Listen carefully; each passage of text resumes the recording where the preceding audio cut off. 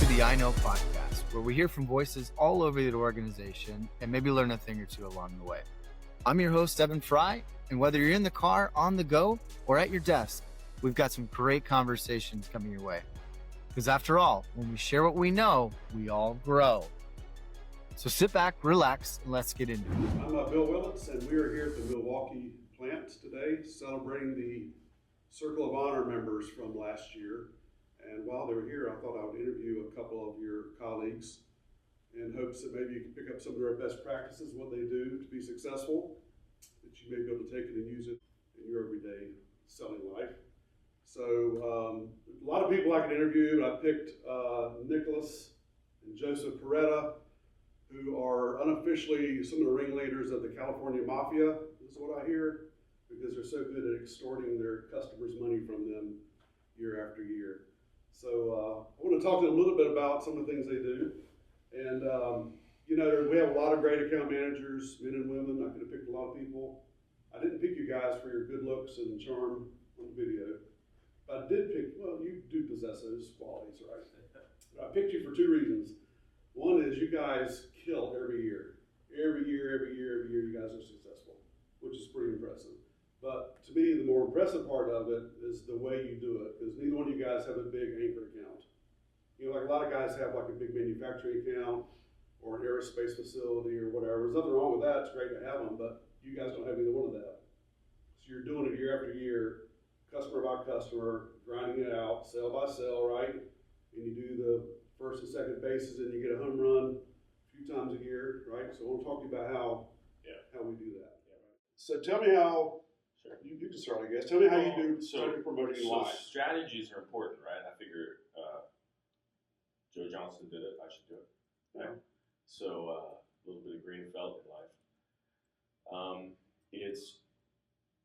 I try to use it strategically. There's different customers. Okay, I want everybody's money. So I want, when I got the shop that I know has its max of $10,000 a year that they could spend with me, I'm going to get that one power tool at a time. I do it in a company that is, so that's the incremental, like, little ones, like you bring them a 100-tooth ratchet, okay? It's got the old throwback logo, and tell them about the steel reverse lever because you had to repair theirs that the aluminum one snapped off on, and that's an improvement. And then they buy a ratchet. That's cool.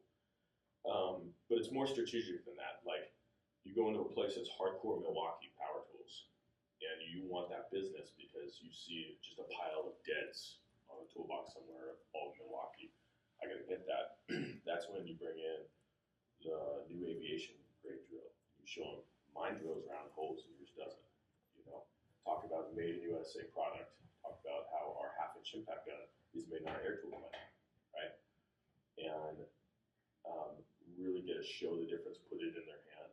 That's more strategic. But I think for me, Toting Promoting, the most strategic, like when I use it best, is, okay, they're in the middle of their workday, you had an appointment or you didn't have an appointment, you're going to take their mind off of everything that was happening, put shiny stuff on the table, they're going to go through it, they love tools, whoever they are, they love tools. Mm-hmm.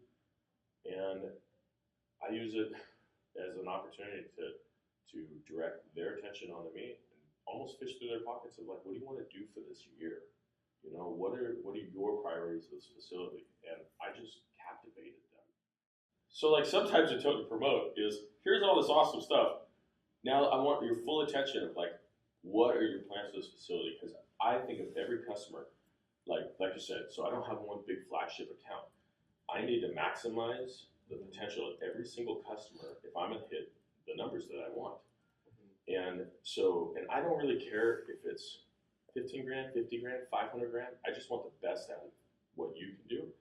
And I want the best thing for you guys. So is it to refresh your equipment? Is it build a bay? Is it workstations? Is it, or your lift's going to need to be reinstalled, reoriented? Like what needs to happen?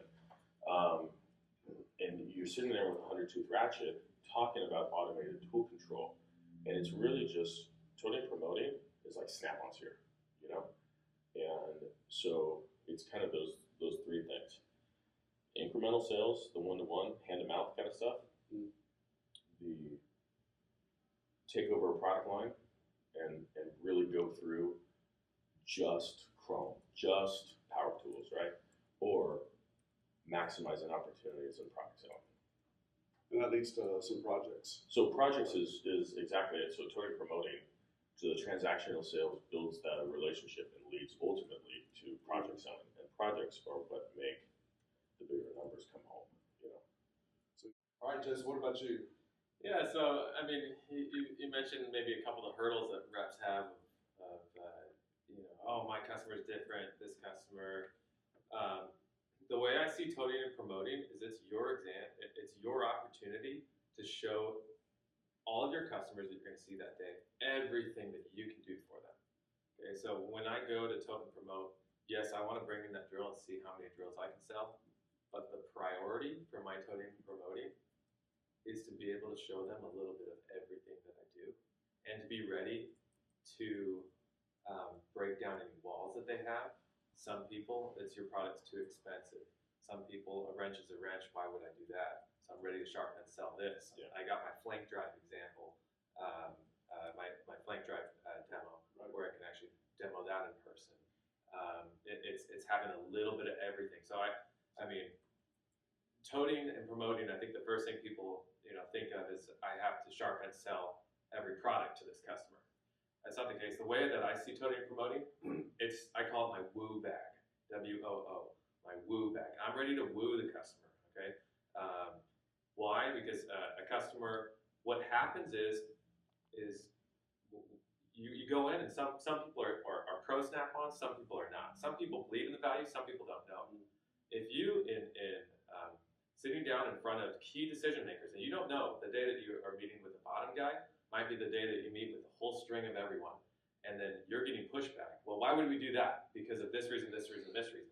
So you have to be ready at a moment's notice to give a capabilities presentation, to be able to back up your product, the value, and to put product in front of them, prove it, and to talk to it. And I always have my my slimline wrench, and I turn that thing sideways, and I'm like, careful, you might miss it. No one will make a wrench this thin. Why? Because they don't have the steel, the nickel alloy steel that we make to back it. They can't back it with that. I have on me the tools at height at all times. I'm ready to demo the tools at height. You got to have 12 point, 6 point, so that when you are in front of an aviation customer, you're not showing automotive product. He doesn't want to. You almost don't even want to show that you are that equipped for automotive. You want to be an aviation guy. Impact sockets don't impress an aviation guy. No, Sure. In fact, it can hurt your business. He wants to see, when I'm in front of the aviation guy, I hand him my digital torquing screwdriver, and at the end of it, it's a 12-point socket with an engraved example laser etching on the side of it. Yeah, demoing. So now I got 3 things to talk about. 3 things right there. Yeah. So and that's impressive. And so with Lamb Research is one of my examples where I had, you win their business once of sorts.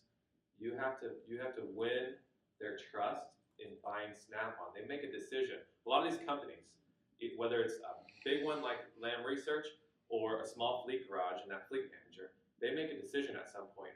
Does it make sense? Let's start with hand tools alone. To only go with Snap-on on all hand tools. He taught me why this makes sense. Moving forward, he doesn't even have to, it's not a question. He already discerned, he can support it himself to his managers as to why I'm investing in Snap-on. Same thing's going to need to happen with tool storage. Same thing's going to need to happen with power tools, like Nick was saying. So it's being able to sell that customer. You don't necessarily have to sell them every time, but it's when you need to, you can convince your customer that your product and your company is the right fit for them and their needs. And that's when I would encourage for account managers, like make it your bag. Okay, don't get told what to put in your bag. You choose what you're good with. If you're good in a knife fight with a short knife, put a short knife in, right? Like, put your thin line wrench. Everybody's impressed with that, and it's a safety one. Instead of putting a cheap wrench on a grinder because you need it thin, now you've modified that tool and you're going to get hurt, or one of your guys is going to get hurt. Have a thin line wrench. Here's an example of a tools of height drop prevention screwdriver. What's my other option? I duct tape some paracord to it, and I roll my ergonomics, and it rolls up when I use it properly. No.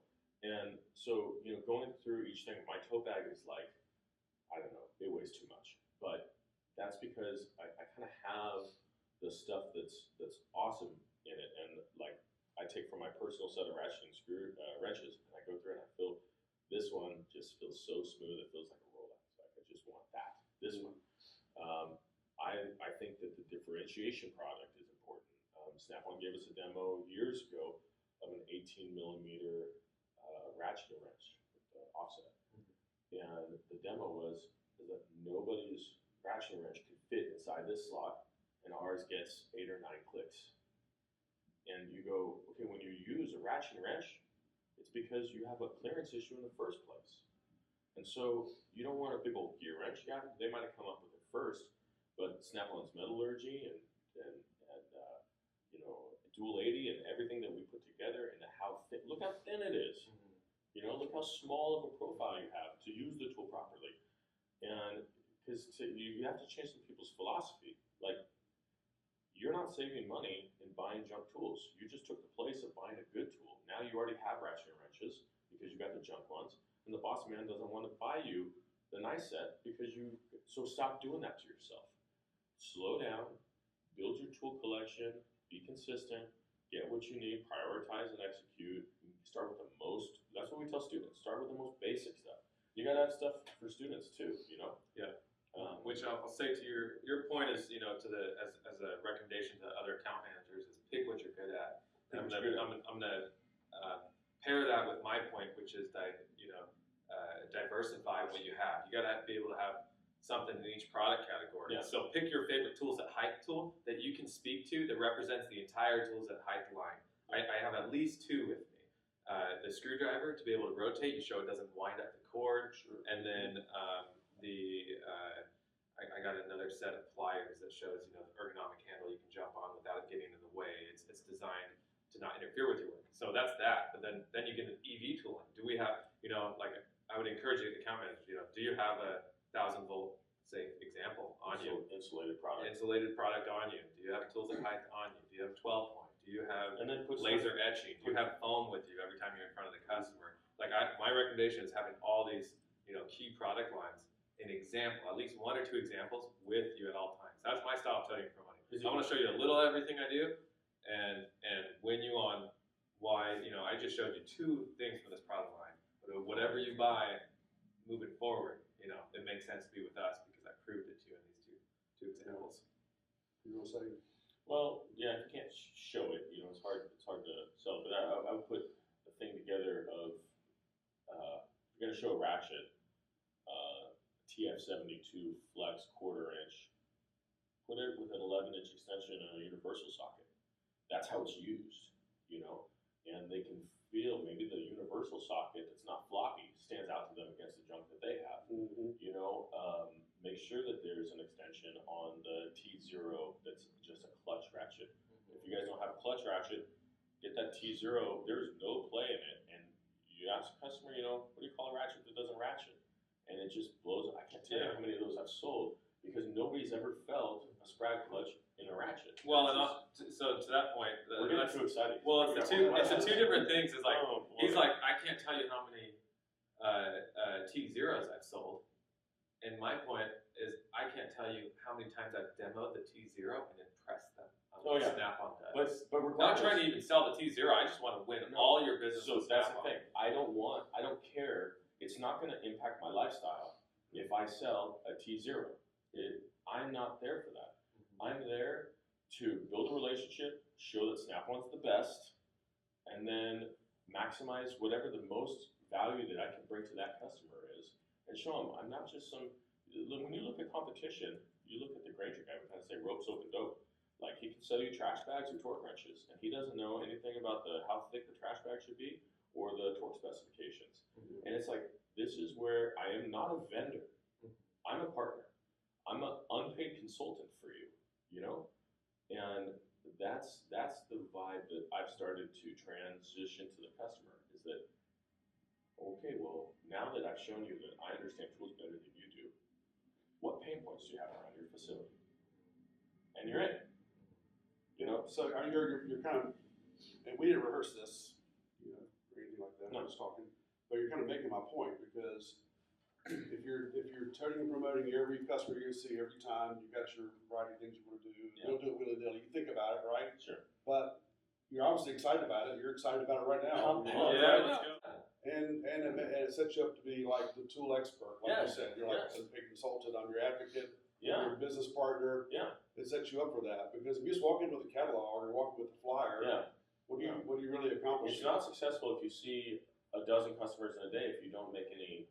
If you just pick up a bunch of warranties, like you're going to run yourself out of business. Like you have to you have to sharpen yourself. You got to be the best, so that you can communicate to them, so that they want you as a value. Well, if you have a lot of stuff in your bag, even if you don't talk about all of it, something there they might see, might trigger something. You know what? I forgot about that. I saw that. That reminded me of this. But anyway, the point is that it starts conversations. Yeah. And you sell stuff along the way, and it makes the job fun, right? Yeah. So my next question kind of led into it. Okay, so you're done with your call, right? You've got your notes, whatever. How do you do your follow up and your quoting? Because obviously quoting is important, right? If you don't quote something, it's kind of hard to sell it. If they don't buy it right now, and you don't leave them a quote or give them one, you made it super hard for them to buy from you. Now they're going to look up they're going to email you, they're going to look up the part number or whatever. They're not going to go through trouble. So how do you do? Yeah, absolutely. Like if you don't follow up with a quote, you lose value in the customer's eyes. My goal is 24 hours or less.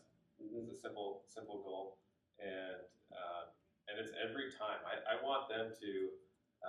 Honestly, when they email me, I think it's fun to get back in 5 minutes. Like if I have the opportunity. No, you got to make them want it. You got to draw it out. We have different styles, maybe. But I go to Hartnell College, and the instructor is talking to the other instructors. This guy's fast, man. You ask him for a product. I thought the email bounced back, and I had a quote. I like to do that. And you saw me. We left the meeting at 3 o'clock yesterday, and you get into work at 8, and 8:30, you got the quote already, and we have that product on site from Carson City. It's delivered 2 days later. It's like, wow, this guy makes my business move. He's progressing it quickly. Being very prompt. If you miss out on quoting a product that you spoke of, the customer had interest of, it just absolutely hurts your business. You got to quote everything and then some. I had a customer a couple weeks back interested in a torque kit, maybe 3-4 weeks ago, interested in a torque circ kit and then a battery starter. And I got back to the office and I was like, he's got the battery starter. I got him interested in the circ kits. So I said, hey, on the separate quote, I quoted you the battery starting and charging as well. Or here's a quote with just a battery charger. I don't even hear back from him. I just get a PO for the torque circ kit and the battery starting and charging certification kit. So you got to quote everything you talk about, and then be okay to quote a little bit more. Worst case that they don't do anything with it. Yeah, worst case they say no. A few years ago, real high on my list was getting you guys the tools you need to be able to do your job easier. As an account manager, our system was a little painful. Impact is great and all that, but it's not really designed for how we sell today.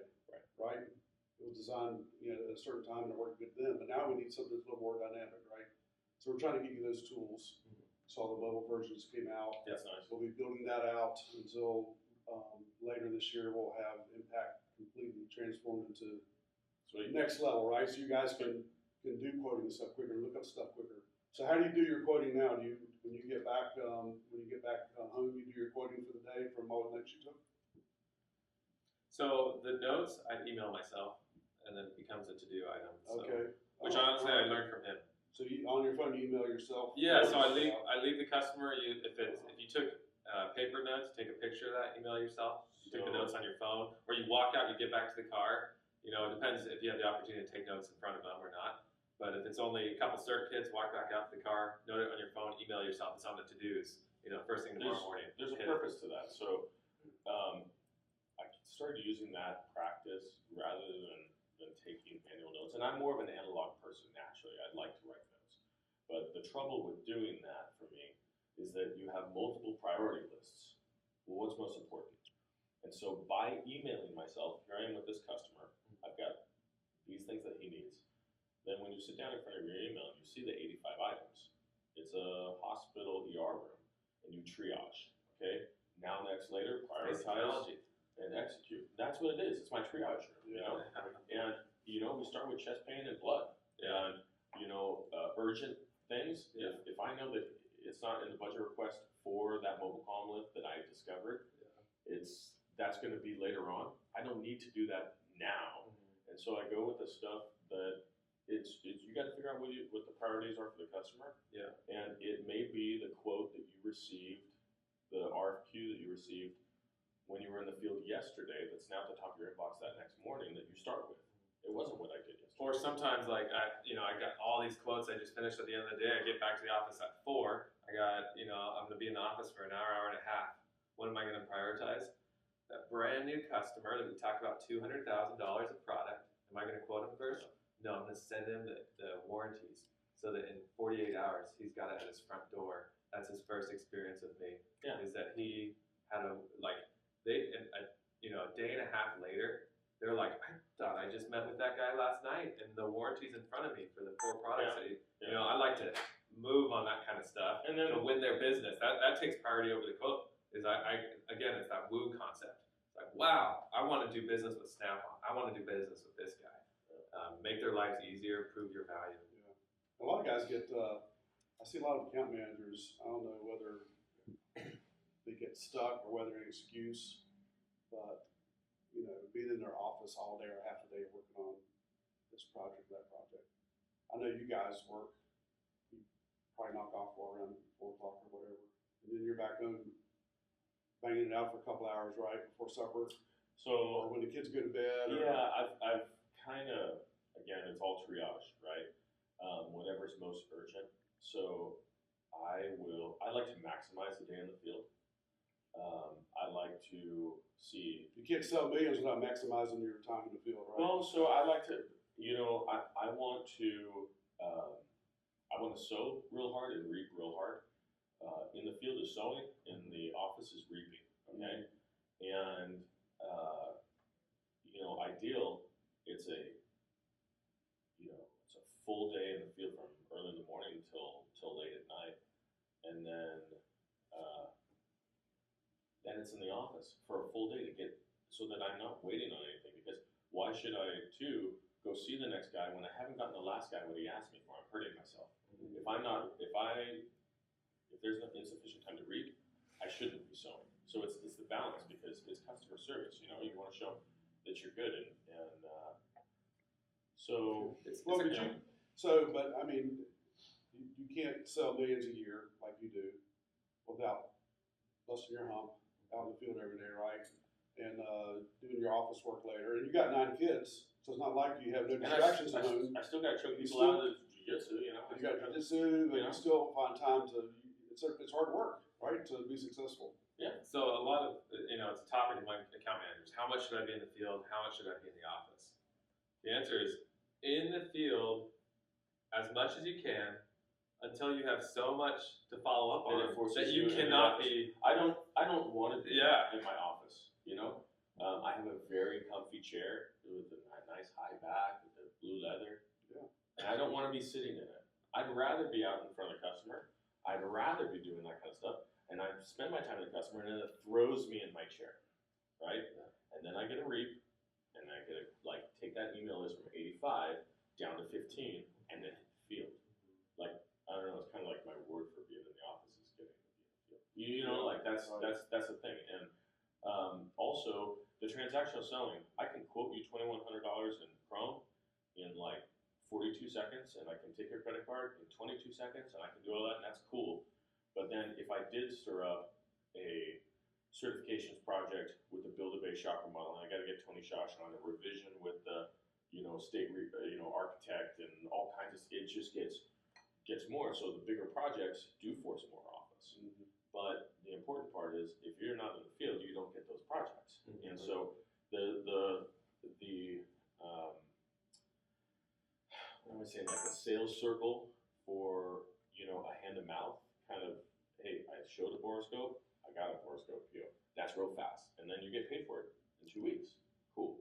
Okay. Well, then a project that has to go through a review that's above the credit card P limit of $5,000. Okay, you're not going to see that for 2 months, and that's going to be whatever. But then you go to 50 grand, or you go to 500 grand, you go to public bid, you have to get a master contract, work with Randy Van Ness and the whole thing, and bring Dan Garrett into it. I mean, that's a lot of work. And so in order to balance out, you have to think it's a triage room, and prioritize and execute. And how do I maximize, what's the best thing? And, do what gets you paid. A nice high back with the blue leather. Yeah. And I don't want to be sitting in it. I'd rather be out in front of the customer.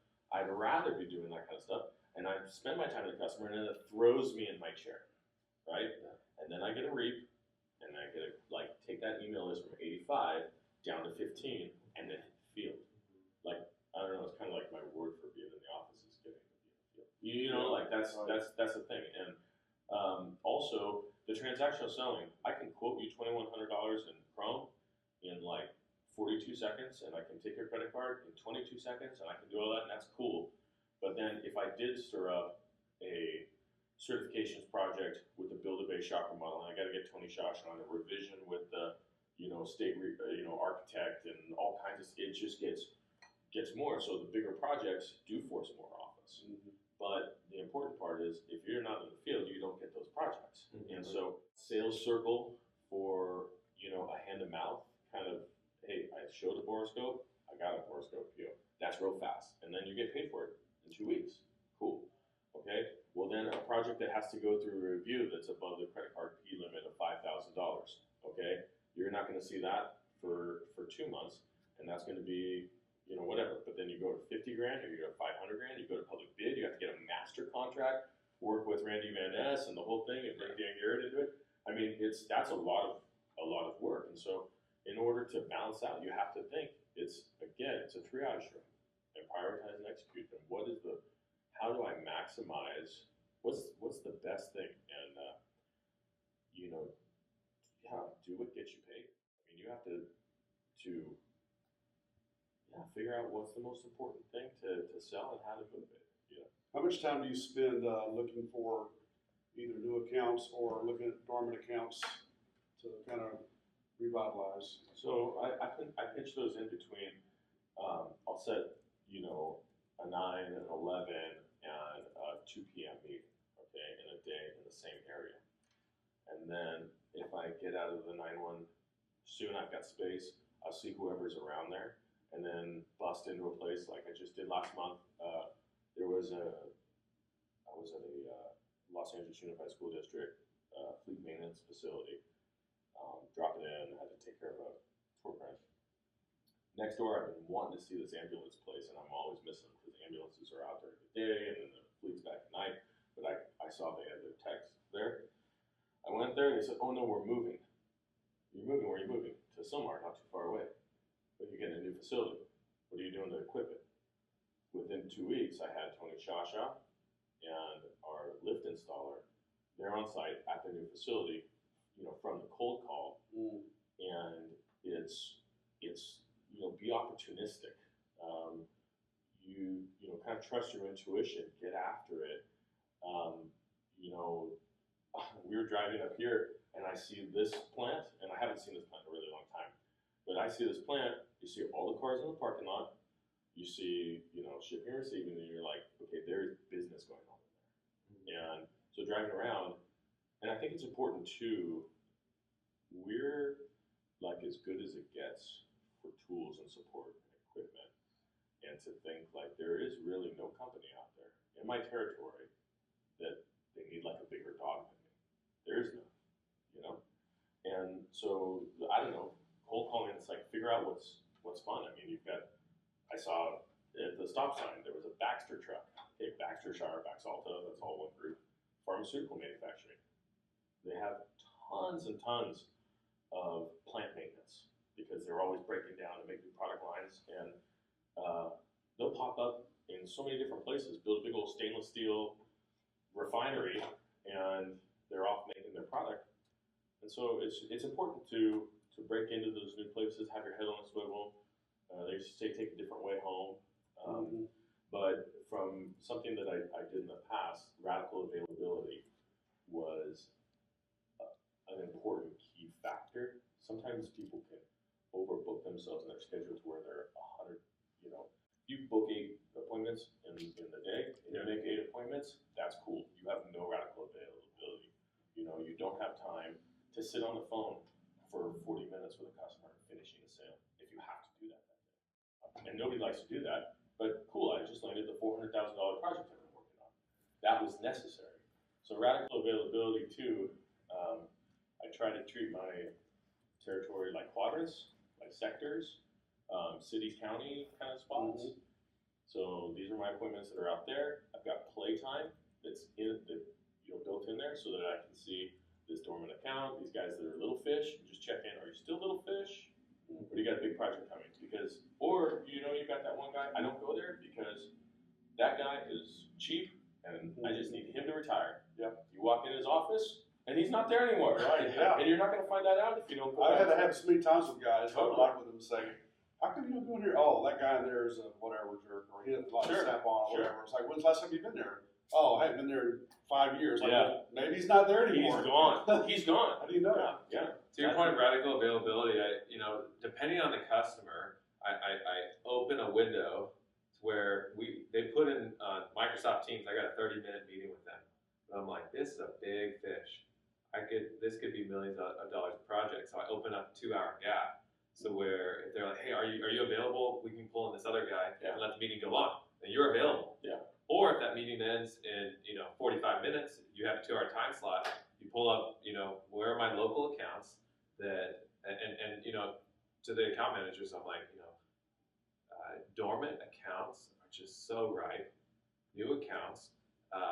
So what I try to do is put in 3 or 4 key accounts into my day.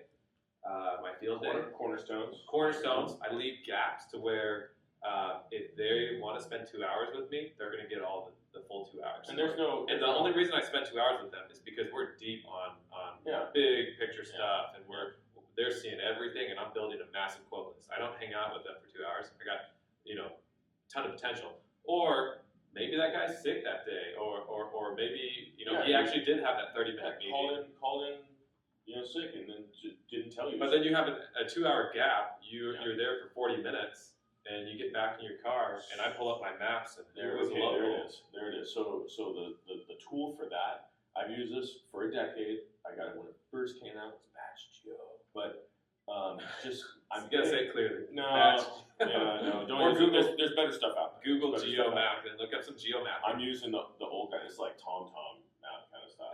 So, but what it is I know my territory very well, but I don't know it from every single direction. Like if you think of like, okay, where am I in proximity to this place? I have a general idea, but when I look at a topographical map and I got 36 minutes to kill, and I go, those guys are 2 streets away, right? And I said, this is where I am. I'm in this quadrant, and I have a flag on each customer that has their BP number, their matrix, who they are, 5-year sales history. 5-year sales history, so I know what size fish, right? Gate code to get in, whatever, all that kind of stuff I save, so that from a topographical, I'm in the field with, just do one more. My dad was there, so he was a Snap-on dealer for 37 years, and he goes, if you see that, see one more at the end of it, one more, and think about that. If you're seeing 10 customers in a day and you go see an 11, you made a 10% adjustment to your income. Sure, that's true. Mathematics. And when I put those 3 or 4 rock accounts in my day, it's guaranteed successful. But then you open up a little wiggle room to get that dormant account. You open up this risk for nothing or a phenomenal. Yeah, but I do like days. The ambulance story or whatnot. I do like days in the field that are where I don't have anything planned, and I come in. Hey, I want to see 15 customers that day, and I'm just ripping through. Hey, I got a quarterly profile. You got anything I'm in a rush? You got anything that you need me real quick? And I just want to touch everybody. Here's a little love. Come in, see a Snap-on guy. Is there anything you need? Oh yeah. And if I got tied up, I don't have anything booked. My plan was to see 15 guys, and on guy 4, I struck gold. Or by guy 15, I went home. because you really are trying Which to that's the method if you're brand new to a territory. Yes. But it's also the method if you've been in the territory for 11 years. Also, yes. To a brand new territory. What's my goal? It's to go meet everybody. As fast as you can. You got to go meet everybody. You got to figure out who has the most value, where I'm going to give the most attention, who's my top 20%. But you have to meet everyone. Everyone's got your contact. Get as many people signed up on B2B. Make sure everyone's got your card, knows how to reach you. And you got to figure out too. You have to mark down where I'm not going to waste future time. So when you pull up in front of a building that took you 15 minutes to drive through, and there's a for lease sign that's been on there that's like blowing off the wind, that's why it's dormant. They're gone. Sure. So put a big fat X on there, and next time you're driving by, if that hermit crab shell has been repopulated with a new hermit crab, go meet hermit. But the point to that one is like whether it's that's what I would do if it's a brand new territory that I'm stepping into. But I would also encourage consider your existing territory like that. What accounts, who else has been hired there? I need to go, just as if you're moving into the territory again. I need to go see everyone. Let everyone have my contact. When you go there too, you met that one guy that you didn't like, but there's another manager that can buy as well. Let everyone. Every time you go, you're going to meet new people, more contacts, and then you get surprised. Oh, this account should be on the map. By the way, I don't know if you know it yet or not, but this quarter we'll be doing a promo, not a promo. We're going to be paying bonuses, spiffs on new accounts and dormant accounts. Cool. Did you know that? That's a fun No. one. No. Let's rock and roll. That's what I'm talking about. Well, we have. I listen to Spiffs. We're a fan of Spiffs. Well, if you look at, if you dig into the data, everyone's different. If you dig into it, it's amazing how few accounts a lot of account managers have that they're actually selling to. Mm-hmm. You look at it, they may have 30 or 40, 50 accounts they're selling to, but they got another 150. So it's going, okay, well, some of those maybe are duplicates or whatever, but still, you got almost like a whole other territory if you can. But you have to be wise about planning your time, right? And you have to work. You have to be disciplined enough to go work all day as much as you can. We talk about how you kind of do your day. You do 3 or 4 anchor calls, and you leave time to do other stuff, right? You have your quadrant. You know what's around there. You know what your hermit accounts are. So you spend a full day maximizing everything. Toting like crazy, quoting like crazy, right? And to get the sales. So how do you plan out like your weeks and months? You do like a quarter at a time? So I have a whiteboard that's like the size of this wall in my office. I want it in front of me. I want it written down. I want to look at it when I have a pause and see it. But I also plan my business quarterly, like on quarters, and not Snap-on's quarters, on my customers' quarters, because you have to know when they have money, right? So if you're spending all your time at fleets when their budget's closed, good job, you're wasting your time. And I used to do a lot of that. You got to know that corporate flight departments, because they're a big money spend, their fiscal is 1 quarter before the parent company. I don't know how many people know that, but if Disney is a calendar year, then Disney's corporate flight department is going to be August, September, right? 1 quarter before, because they're going to make a decision. Do we acquire a new plane? Do we liquidate their big pieces, right? Or education submits for budgeting February, you gotta March. be there you want to be there when the guys are talking about all the tool needs when they're submitting their, hey, do you guys have a welder? Or should we get a Lincoln? Oh, no, I got a great welder. So I call that seasonal selling. You got to Seasonal know selling. when to go out, when to see what. When to see but to who. your point of looking at the annual, is that what we do is you're working daily. You're in the weeds daily, but you have to know when you come across that account that this is a $200,000 opportunity. This is a $50,000 opportunity. I mean, anything over $5,000 is pretty impressive for Let's hit the list, kind of like the projects. They're not on my list unless they're like $10,000. It starts there, I mean, roughly, yeah. Like an If you AOG add it kit. all It's up. like that guy could buy an AOG kit. Yeah. But you look at our kill list of sorts, and we come across this customer in January, and I put on the list. He could be a $250,000 customer for this project that we talked about. every ATC potential project is on my list. Yeah.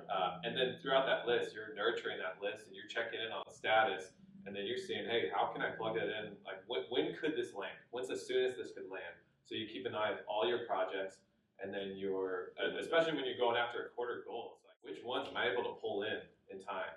But all of them, you're trying to progress. And if you add them all up, it's $9 million. Yeah. Well, you're not going to get it, Yeah. Like I sure have tried. And you have to kind of have your roadmap and qualify to myself, like, what do I think is going to happen? Of the $9 million, though, I think you're going to get 4.5.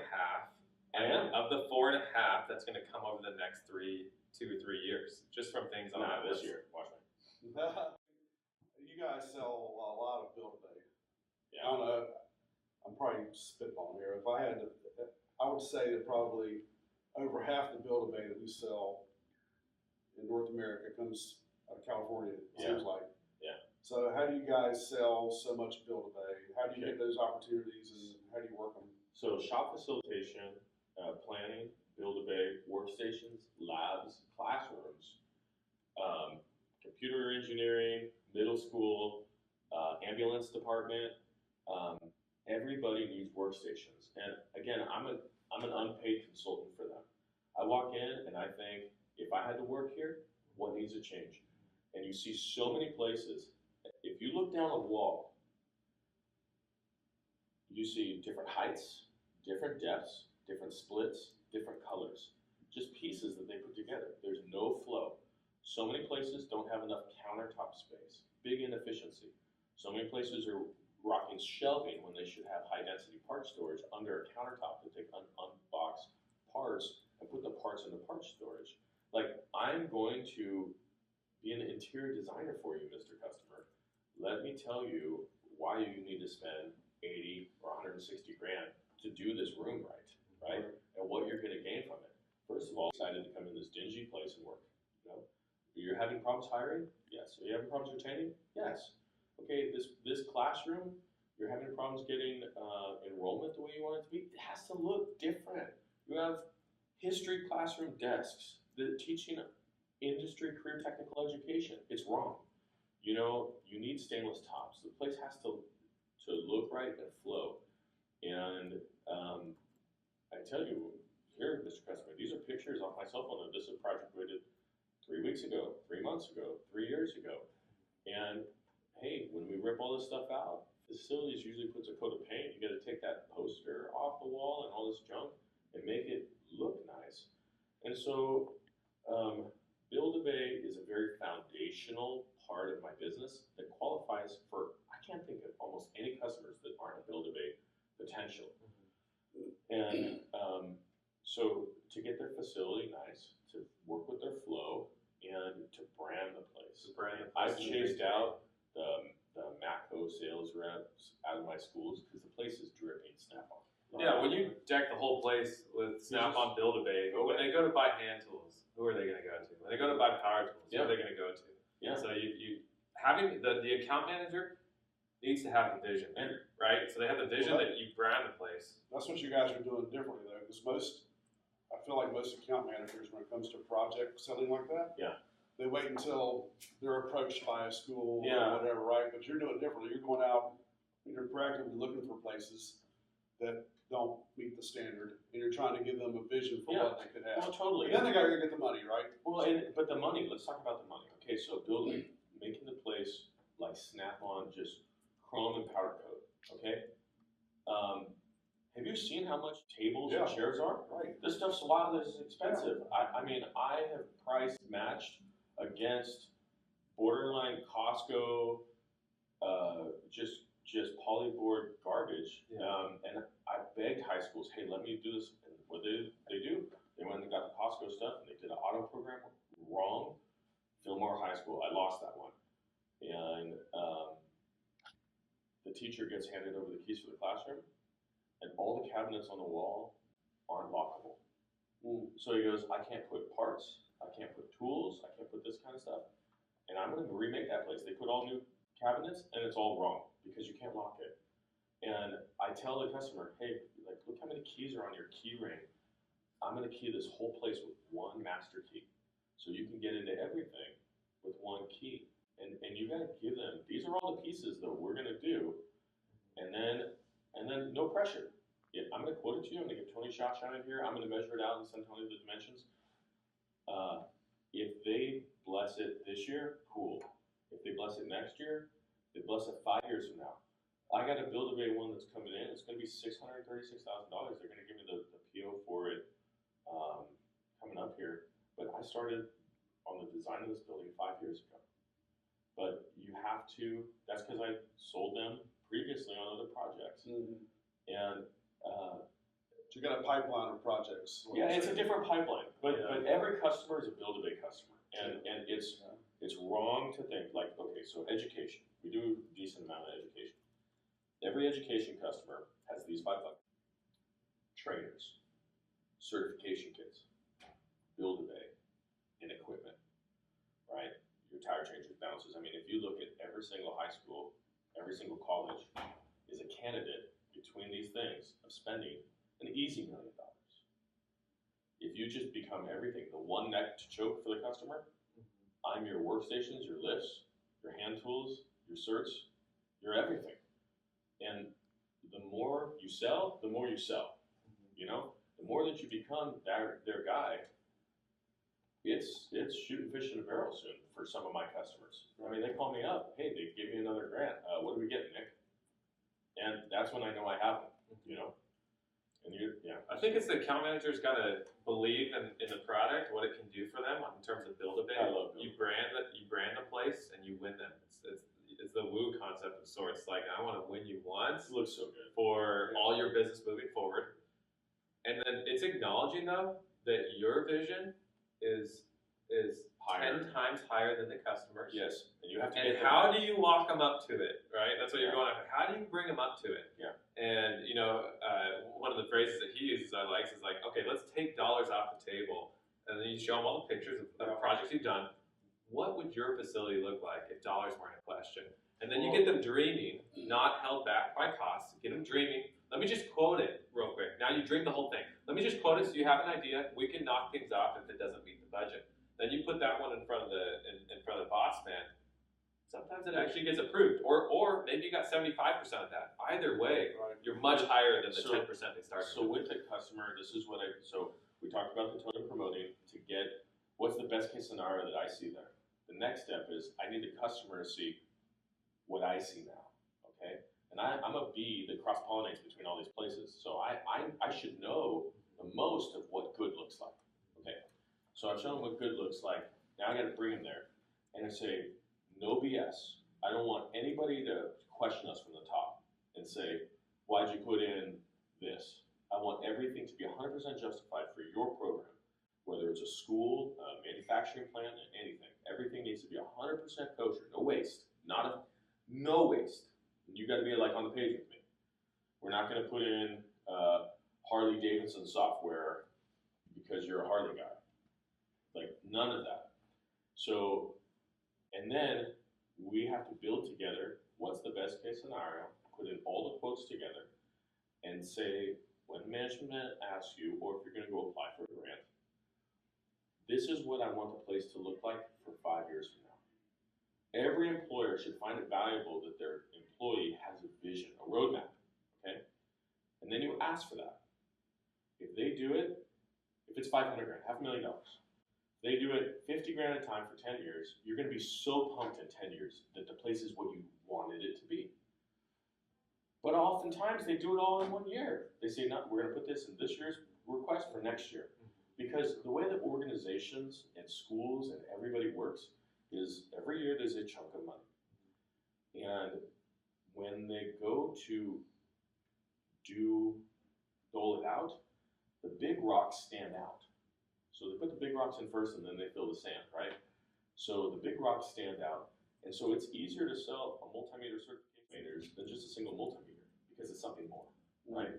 So these are the certifications that are applicable to your program. These are the trainers applicable to your program. Here's the Build-A-Bay remodel.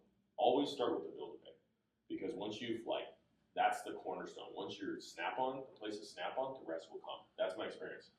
and then the rest of it goes in there. So every customer, you got to figure out what's the best that I think that they could do. Make a vision, sell them the vision, get them to get on board with the vision, quote them the vision, and now you've done everything that you can do, whether it gets awarded or not. But good plans get good money. And programs get budgets. Programs But get then budgets. there's backup budgets that are unallocated for larger capital expenditures that this teacher doesn't think of. Well, So you have to know. There's grants is one, but there's additional, and that's we're talking about schools right now. That's also fleet. I had a customer. We only had $25 grand to spend. Last year, they spent $200 grand with me. Mm-hmm. He only had a $25 grand budget. How did they spend $200 grand with me? Is when you quote the dream, you bring in the right people. They pull from other budgets. It can happen. So you have to have a vision bigger than theirs. And to the point of earlier, you're talking about if they've got 10 grand, I want to spend the 10 grand. Of course. Yeah. Though for longevity, if they have 10 grand, I want to spend 15, 20 with them that year. You either grow a budget or shrink it. It's rare that they stay flat. So you can you develop your territory also. If that guy tells you it's 25 grand, break it. See if you can break it. 50% of the time you can break those budgets somehow. There has to be a good reason for them to do it. But when you break that budget, it gets reevaluated next year. We went over budget. How do we need to fund them this year? This program. Because you drive the need, right? So that's why like the DWP contract went from 400 to 3 million, right? Mm-hmm. Because you drive the need. Because this is how much scanners is going to cost you. This is how much a new shop's going to cost you. I'm going to stack up all this stuff to where it's justified, and to sell the need, drive the need. Again, especially when you go into anything fleet, we are one neck to choke. I can do soup to nuts, floor to ceiling, everything in here, minus your used oil. We should expand on one neck to choke, honestly, for the account manager's benefit. It's a selling point. It is. It's like, oh my gosh, 200 vendors coming in and out of your place, especially if it's a hard place to get into, like a prison. We're working on a statewide thing with the California prisons right now, because it's hard for them to get a lot of vendors in, and it's hard for vendors to come in for like their little piece. Sure. Hey, I'll come in for all of it. So let's get specific. Let's get specific, Bob. A great one is kitting. A great example for I'm going to be your one neck to choke. So I have companies telling me, hey, we want to do tool storage with somebody else on this, but we'd like you guys for some of the tools. I'm like, okay, and then you're going to another party for foam. So I'm like, okay, so you're going to get tools from multiple vendors. You're going to get foam from another company, and then you want to go with a company like Lista for the box. And you're just cutting it all up. And so you want me for 20% of this project. So I do a lot of foam projects. Here's a few examples. So I know how this works really well. Here's a few examples of real foam in front of them. First off is no one makes foam like Snap-on. And you flip up the foam example. You see these two tiers of foam. This isn't written on. This is routed out of it. This lasts forever. The part number in pocket does not wear off. High density foam. 1/100th of an inch of accuracy of water jetting the foam out. Now every one of these 1/100th of an inch of accuracy. Every one of these tools, and I have a foam demo with a CAD printout here, and I show them, this layout. I designed this layout. I have an example of the real foam with tools, with part number in pocket, with laser engraving on them, and then I have different revisions of the layout. You see the silhouette of this multimeter. I took that one out and put these sockets in its place. So revision 2 had the sockets here. Now I see an empty gap. I put this ratcheting screwdriver that fits perfectly in that empty gap. So we're able to work with you to design this. Now we have a custom silhouette for every tool that we make. Now you might have specific tools to your own company. We can image that. Now think about this, is you can go one route where you're going to buy tools from multiple vendors. You're going to have the next company who's going to need you to work with them on getting every one of those tools imaged. Then you're going to have to work with the storage company to measure out the different drawers. You're stressing me out. And it's going to get edited out. Now, how about when that company, or when one of those products breaks?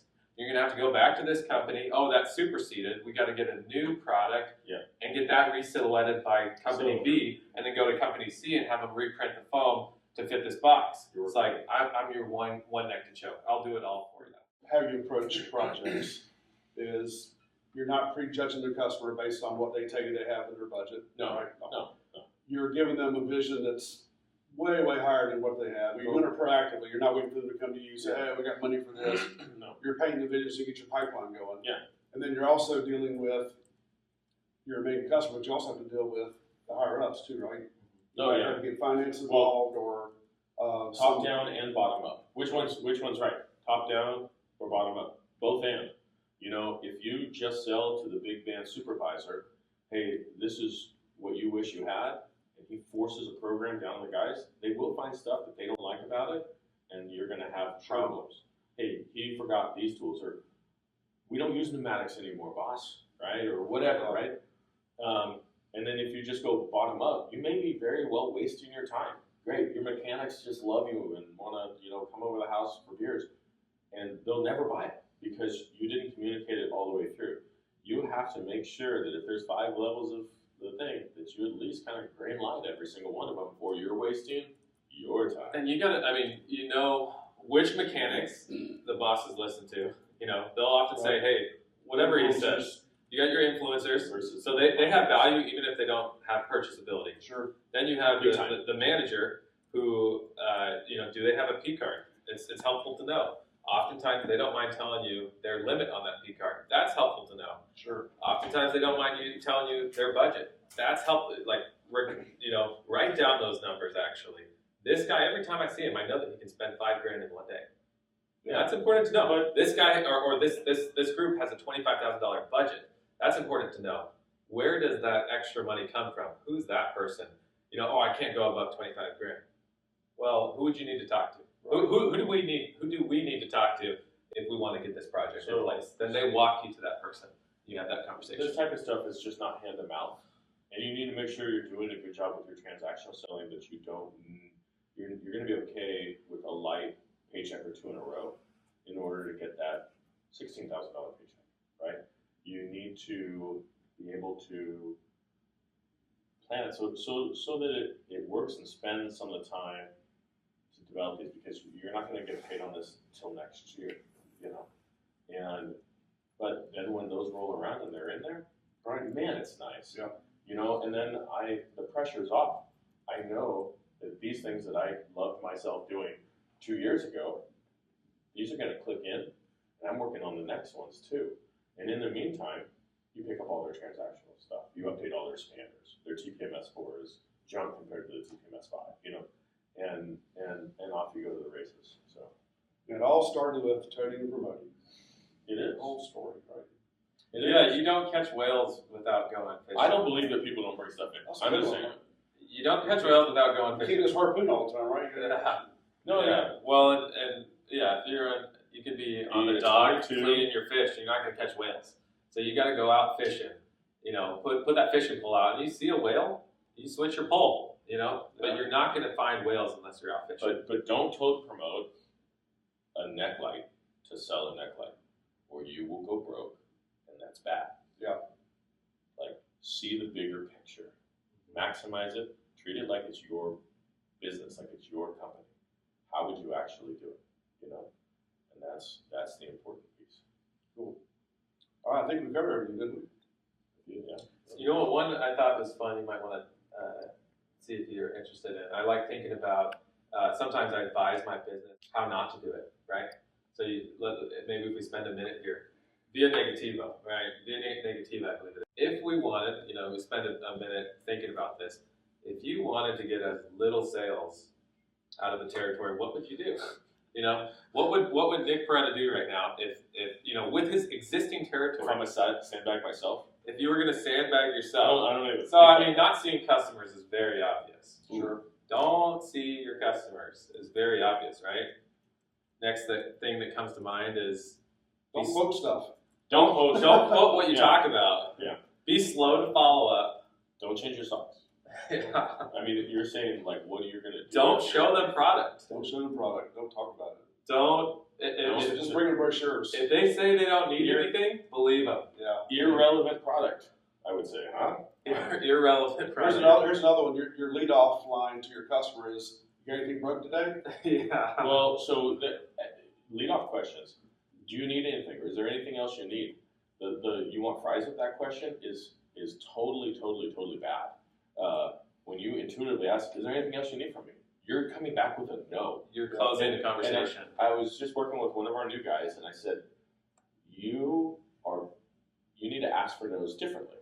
You need to say, is all your equipment still working fine? Open-ended question. Yeah, and you can collect all your no's. Your tire change, balancer, alignment machine. Yeah. Is everything good? Specific. Yes, everything's good. Is your tool storage? You feel like you have enough space? You're running out of space. No, we're good. Okay. You're catching all your no's until. How's your no, air we need compressor? How's your air compressor? Follow through. And if they're not interested in floor jacks and jack stands, neither am I. If they are, then so am I. Yeah. And so I'm just there. You cannot tell me. I'm Snap-on. I walk into a place. You need something from me that I have, and I really don't care what it is or what color it is. We're just gonna make this place better. So don't walk the shop with them. Don't. Here's another one.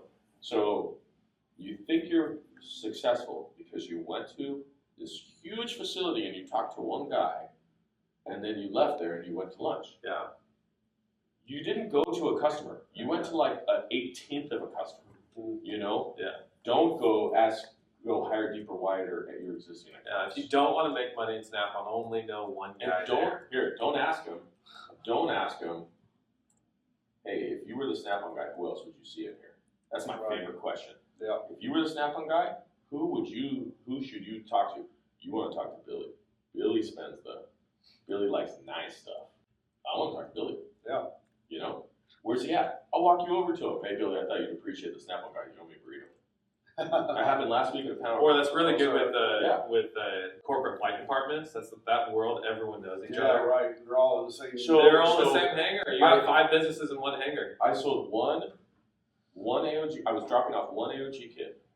Asked that question. Who else is here? Oh, this bajillionaire's plan's here. Hey, I think he's over there. Took 3 guys to lunch. Closed 3 of those AOG kits, and they each get $1,000 commission. I had one recently. That's just awesome. You just get curious, but you're like, whose helicopter is that? Oh, that's Charles Schwab's. I'm like the company? This is personal. Oh, they're working on it right now. Oh yeah, that's John. I'm like, I've been in Spielberg. Can we meet him? Sure, I'll walk you over. But exactly, you got to ask, and people will tell you. If you're the Snap-on guy, who would you see? So I like what would you do if you want to step on your own business? Yeah. And we all have to be honest. In what ways am I stepping on my own business? Am I slowing down my productivity? That's the point of the question. I'm going to get in another tax bracket and pay more taxes. You want to be, get there, move. Yeah. Then run some tax strategy. Yeah. That's the point of the question is, what am I doing right now that is detrimental?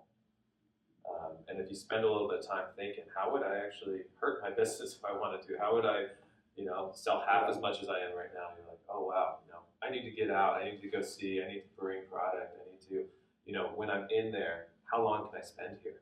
Who else? What other departments can I meet? Okay. All right, guys. Thanks for your time. Thank you. Thanks everyone for tuning into the iKnow podcast. Hope you enjoyed the conversation and maybe picked up a tip along the way. Don't forget to follow and never miss an episode. If you want to dive deeper in today's topics, we've dropped helpful resources and links in the description below. And of course, keep sharing what you know so we can all grow. We'll catch you on the next one.